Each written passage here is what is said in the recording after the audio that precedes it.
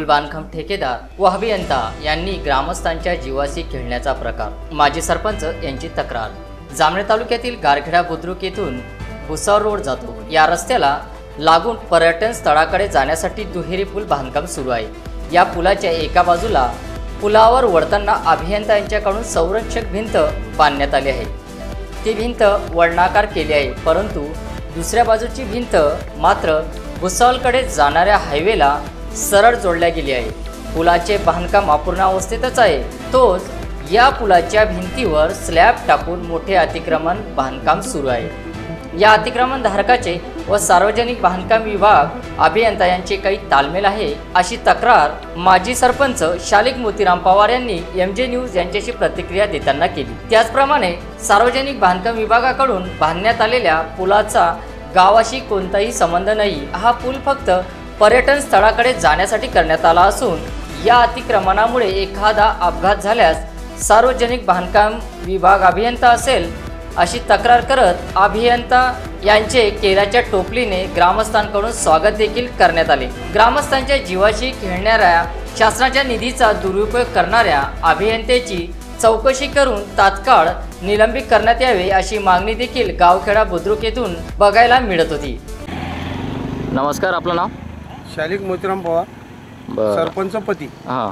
गारखेडा बुद्रुक।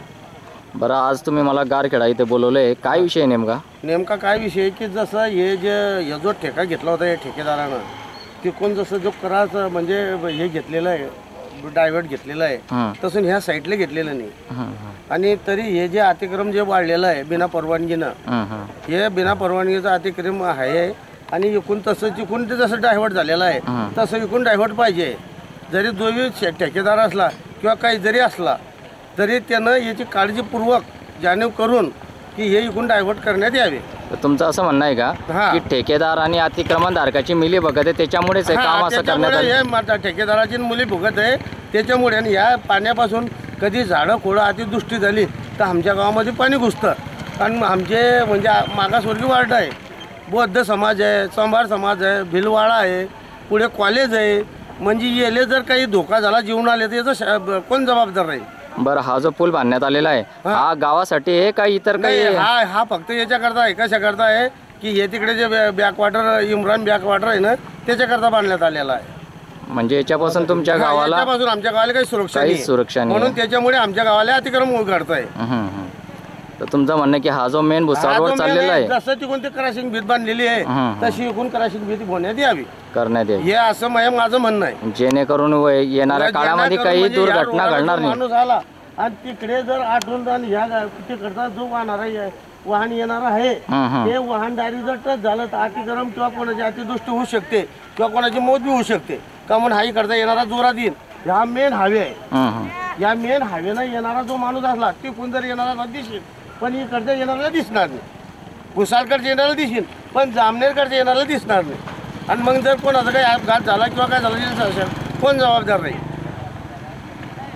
पुढे काही दुर्घटना झाली किंवा ॲक्सिडेंट झाला किंवा काही झाला तर याला पर शासन किंवा शासनाचं जबाबदार किंवा ठेकेदार जबाबदार नाही। हे माझ्या हातमार्फत काढण्यात यावा। आणि आली तर आमच्या मागासवर्गीय वाढायला याच्यापासून धोका आहे। कोणी उभं आलं, कोणाचे अन्न डुबतं, कोणाचं काहीतरी जमीन लेवल घर आहे आमचे, काही 5 फुटाची मोठ्याची नाही किंवा काही नाही, मागासवर्गीय वाढत आहे। आमचा सामन्याचा मारवाडा आहे, पुढे असेल पुढे कंबारवाडा आहे, बौद्धवाडा आहे, ग्रामीण रुग्णालय